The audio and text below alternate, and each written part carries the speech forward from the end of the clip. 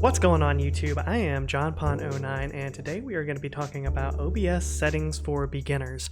If you saw my last tutorial, we talked about how to actually set up OBS and connect it to YouTube. This tutorial, we're actually just going to talk about the basic settings and some of the defaults that you need to be aware of as a beginning streamer. In the next video, we'll go over more advanced settings and cover filters and things like that. Today, we're going to be talking about not only optimal settings for streaming to YouTube, we're also going to be talking about hotkeys, how to set up a replay buffer, and your stream delay. So without further ado, let's go ahead and dive right into it. So first, we're just going to press our settings button here, get to our settings menu. OBS has very good, actually, just default settings. Almost all of my settings are default, and unless you really are having trouble with something, there's not really a lot of reason to change them. One thing I'll point out here in this general tab is the output confirmation dialog boxes. So I have a confirmation pop up when I start my stream, it just confirms, would you like to start the stream? You can take that away if you don't like the pop-up, if you just want to be able to click it and go live.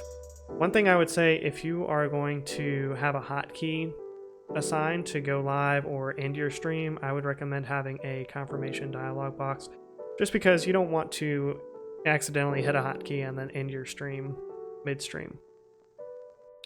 You can also set settings for automatically record if you want to record your entire stream.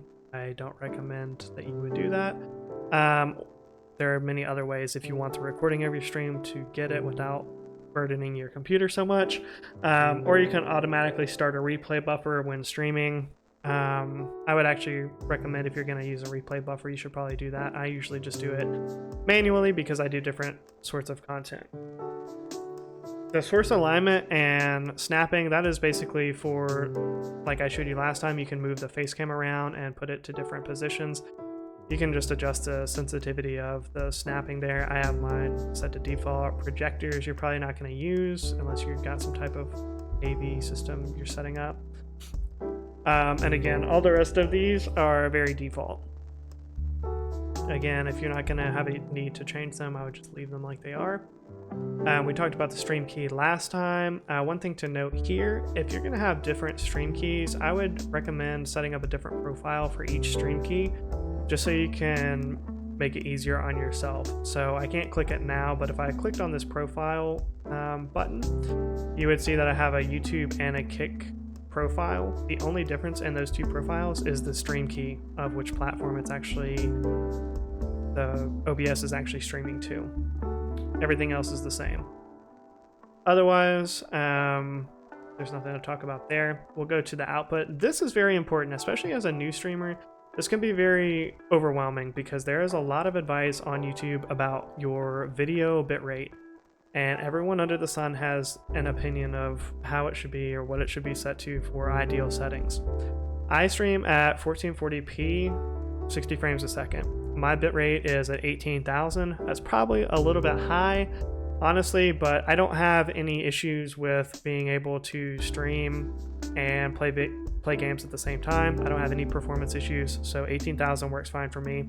Audio bitrate, I have mine set to 320, although the maximum for YouTube I believe is 160. It'll automatically just default to that. At one point I was having some audio issues, so I adjusted this to 320 and I just kind of left it ever since. One thing that I do in OBS is if I use a setting and it doesn't break anything, I usually just keep it the same, because changing settings in OBS can sometimes mess things up. So I try to keep it everything as straightforward as possible. And I find it when you go in and start changing a lot of things, then you don't know what might have broken something like down the road. So just to keep it simple, I've kept it at 320, even though probably 160 is a fine option there.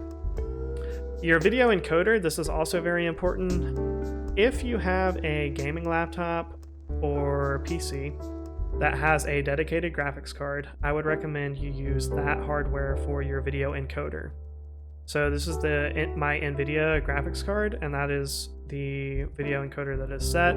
You can also set this to your processor. So for instance, if you maybe have a really good processor in your laptop or computer, but you don't have a dedicated graphics card, that's the next best option. if you're on a budget laptop or a PC and you don't have a good processor and you don't have a dedicated graphics card, you also have the option of doing the software encoder, and that's the option again. If you don't have these other options, other hardware options, that's what you would go with. The video encoder is the most system resource demanding part of streaming. So this is going to affect your stream quality. It is going to affect the way that your computer is able to run while you're streaming and playing games. The encoder preset is also very important. If you have a decent setup, a graphics card or gaming PC or a good processor, I just have mine set to good quality. I'm very happy with the stream quality I have. I could probably go to best quality, but honestly, I don't think it makes big enough difference for me to want to do that. Again, my theory with OBS is if it's working and you're happy with the result, I don't see any reason to change it.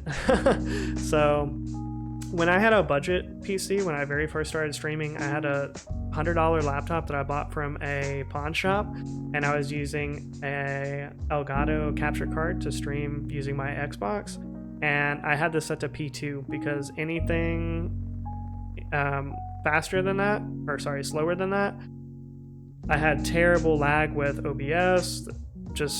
It was bad. It was really bad. I could barely handle being able to read chat on my laptop and then stream from the Elgato. So eventually, as I enjoyed streaming more and put more time into it, I eventually upgraded my PC. But at the beginning, if you don't have those options, that's what these lower quality options are for. And you can still stream in 720 and have a good stream with those options. The recording settings, you can set your recording path here to any videos or clips that you might take using your replay buffer. We'll go over the replay buffer in just a moment.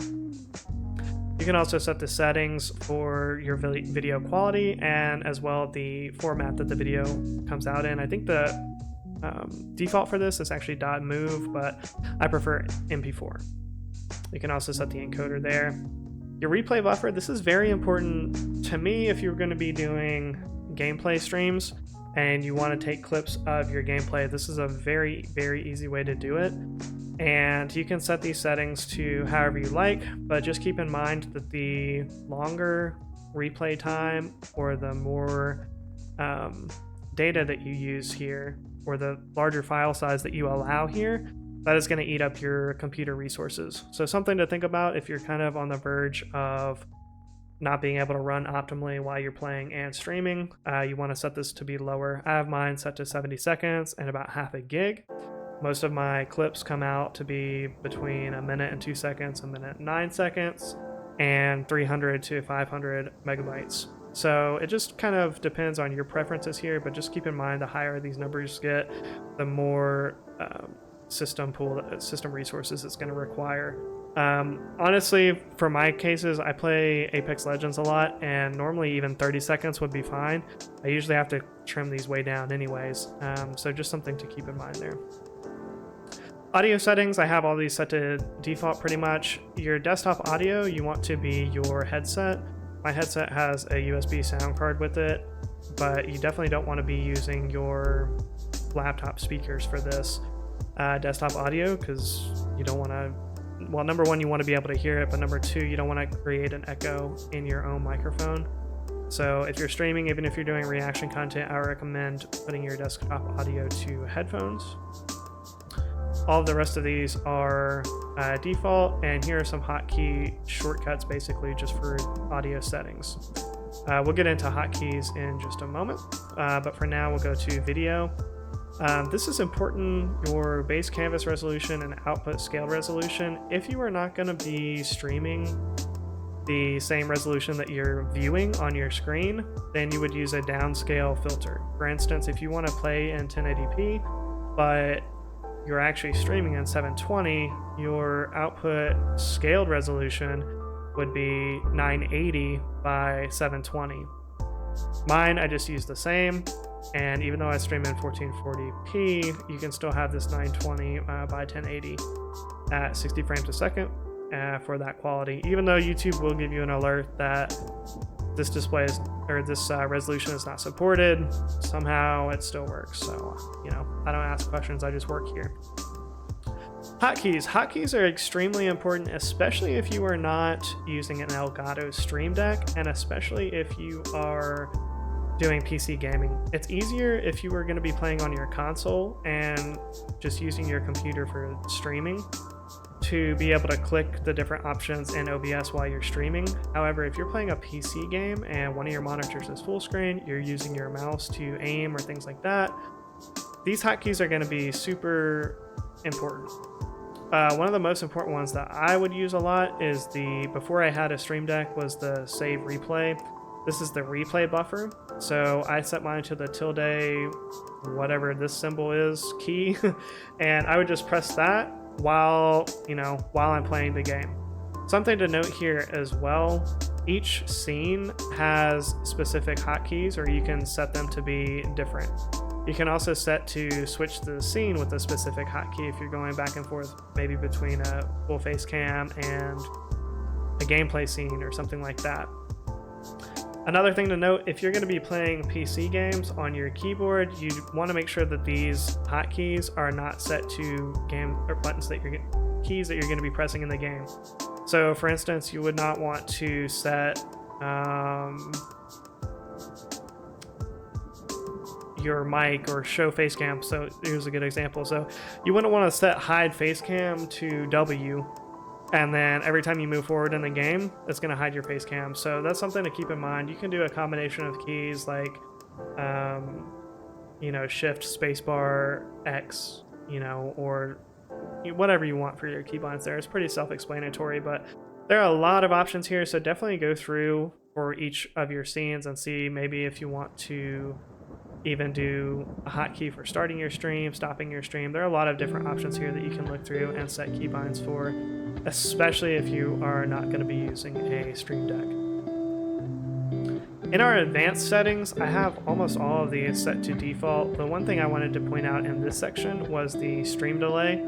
So you can enable and add an extra stream delay to your stream. Now keep in mind that is going to use memory and system resources the longer the delay is.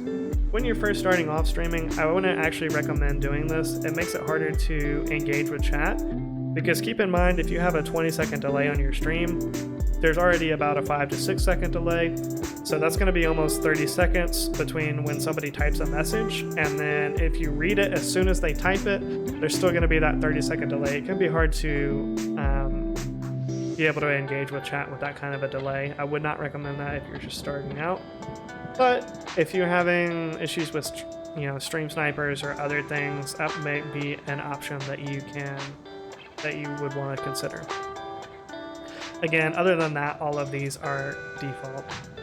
So I hope that going through these helped at least explain where you can find certain settings and get you started. In the next tutorial, we are going to be diving deeper into different settings for your sources, such as filters, how to make your microphone sound good, how to make your face cam look good, other things like that. But for now, I hope we've covered all of the optimal settings for you to start. Understand hotkeys, we know how to set up a replay buffer and a stream delay. If you liked the video, I'd appreciate if you left a like, thumbs up the video. If you are new here, I would definitely appreciate a subscribe for more videos, more tricks, and help with setting up your stream and just streaming in general. Hope everybody has a fantastic rest of your day, and thank you for watching.